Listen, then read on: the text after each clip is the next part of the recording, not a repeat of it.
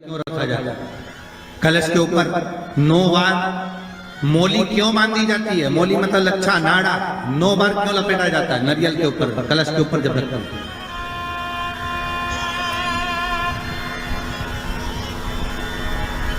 कलश के ऊपर जब जब श्रीफल रखाता है, नारियल रखाता है, तो उस पर 5 बार 7 बार मोली नहीं लपेटी जाएगी, तो 9 ही बार लपेटी जाएगी। 5 या 7 बार लपेटते हैं तो कहते हैं कि लक्ष्मी की छिन्नता होती है, और वो 9 बार लपेटी जाती है तो भरपूर लक्ष्मी का भंडार भरती है। क्यों क्यों कहते हैं उसे?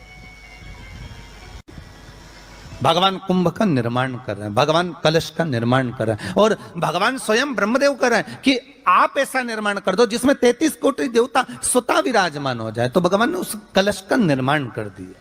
अब कलश का निर्माण करा तो स्वयं भगवान ब्रह्मदेव बोले, प्रभु इस कलश के अंदर मेरा स्थान कहां है? मेरा स्थान कहां है?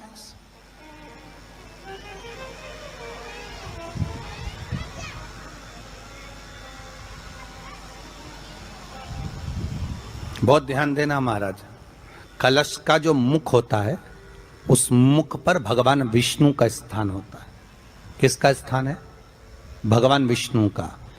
थोड़ा सा नीचे आओगे, जहां से कलश का मुख दबा हुआ होता है, वह जगह भगवान स्वयं शिव की होती है। किसकी जगह है? भगवान शंकर की। कलश का अग्रभाग, नीचे का भाग जहां से फैला हुआ होता है, वहां ब्रह्मा का आधिपत्य स्थापित होता है। फिर कलश का जो नीचे का भाग होता है वो भगवान शिव और शक्ति का स्थान होता है।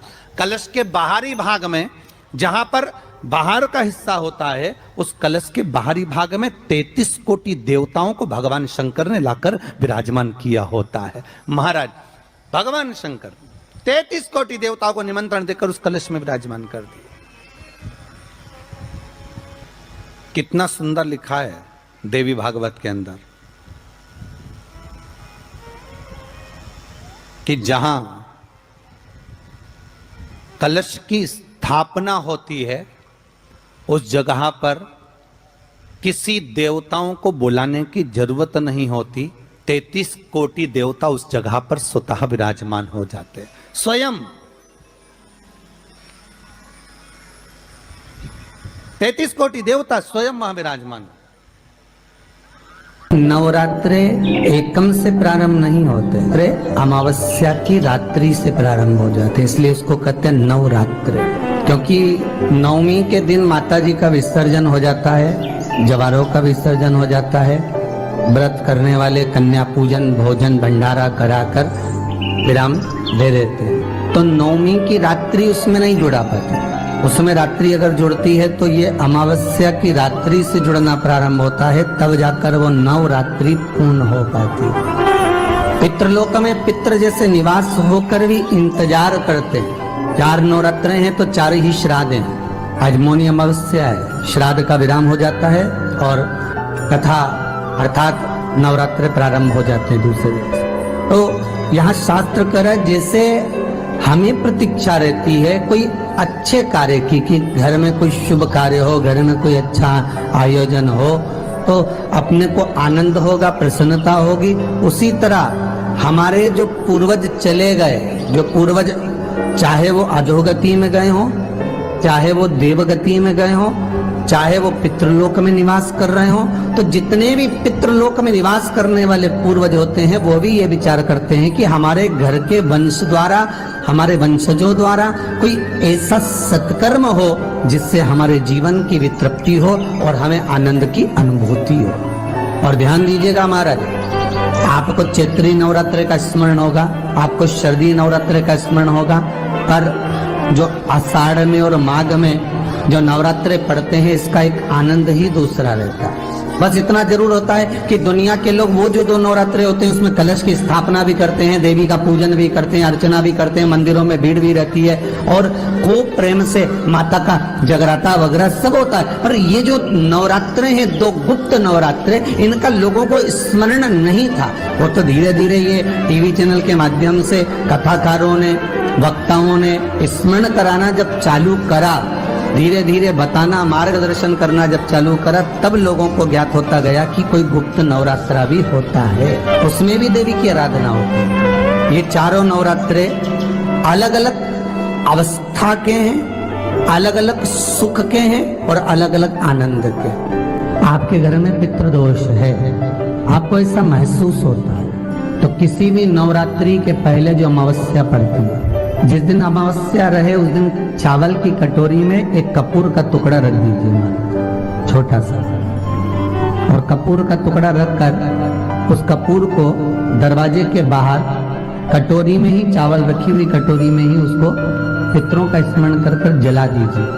और जलाने के बाद उस चावल को कहीं भी किसी भी वृक्ष की छांव में पक्षियों के लिए डाल दीजिए। शिव महापुराण की कथा कहती है, अगर मान लो पितृ आपको कष्ट दे रहे हैं, पितृ आपको तकलीफ दे रहे हैं, कोई काम नहीं होने दे रहे हैं, या कहीं आपको ऐसा लगता है कि पितरों का दोष है, तो वो पितृ दोष देवी, अब ये जो आप करेंगे ये कब कर रहे हैं? अमावस्या के दिन आप उसको रख रहे हैं, अमावस्या के दिन उसको रखकर रात भर आपने रखा कपूर के साथ में, सुबह एकम पड़ गई, नवरात्रि लग गई, उसी दिन उसको जलाकर आपने पटक दिया। अर्थात उससे देवी और पितृ इन दोनों का आशीर्वाद जो प्राप्त होता है, तो घर में से पितृदोष समाप्त होकर लक्ष्मी की वृद्धि प्रारंभ हो जाती है, कार्य में सिद्धता आ जाती है। और नवरात्रि में भी देवी की आराधना का एक स्मरण का सुख है महाराज। ज्योत का विधान है, नवरात्रि में देवी की ज्योत लगती है, अखंड ज्योति लगती है, जवारे बुआए जाते हैं, कलश लगता है, ज्योत का भी विधान है। जिसके यहाँ दिया अखंड जलाया जाता है, अगर वो दिए की लो, दिए की बाती अगर दक्षिण दिशा की होती है, तो उसके घर में साल भर में एक घात जरूर होती है। जो दिया अखंड जलता है, उसकी बाती का मुख दक्षिण का नहीं होना चाहिए। अगर आपने देवी भागवत का स्मरण करा हो, देवी भागवत को अगर सुना हो, तो देवी भागवत में स्पष्ट किया गया कि पूर्व की ओर मुख करा हुआ दिया, अर्थात पूर्व की ओर ज्योत जो जलाई जाती है, वो संपदा की वृद्धि करती है। पश्चिम की ओर मुख कर कर जो ज्योत लगाई जाती है महाराज, वो बेबहू को देती है। और उत्तर की ओर जो मुख कर कर ज्योत जलाई जाती है, उत्तर की ओर जो ज्योत का मुख रहता है, वो आयु की वृद्धि करती है, घर में अकाल मौत को रोकती है। दक्षिण की ओर ज्योत ना लगाएं, अगर आपको लगाना है पूरब की लगाएं, पश्चिम की लगाएं या उत्तर की लगाएं। और जितने दिन महारानी जगदम्बा जगतधात्री दुर्गा भवानी चैत्र नवरात्रि में, शरदीय नवरात्रि में, आषाढ़ी नवरात्रि में, आदिकादिक पौष नवरात्रि में हम जगत जननी जगदम्बा की जब स्थापना करते हैं, या हम नूतन घर का प्रवेश करते हैं, या गणेश जी की स्थापना करते हैं, या कोई दुकान को प्रवेश करते हैं, या कोई शुभ कार्य करने के लिए अग्रण्य होते हैं, तो हम कलश की स्थापना क्यों करते? कलश के अंदर आखिर ऐसा क्या विराजमान है कि 33 कोटि देवता उस कलश के अंदर आकर बैठ जाते हैं? आप कोई यज्ञ करने जा रहे हो, आप कोई पोथी पुराण करने जा रहे हो, आप कोई अच्छा कार्य करने जा रहे हो, तो ब्राह्मण देवता कह देते कलश की स्थापना होगी, कलश की शोभा यात्रा निकलेगी, कलश यात्रा निकलेगी, कलश विराजमान पहली रात्रि से लेकर पहला दिन से लेकर, पर 90 दिन तो सवेरे पूजन करके यज्ञ करके अनुष्ठान करके देवी को विसर्जन कर दिया। फिर नवरात्रि पूर्ण कैसे हुई?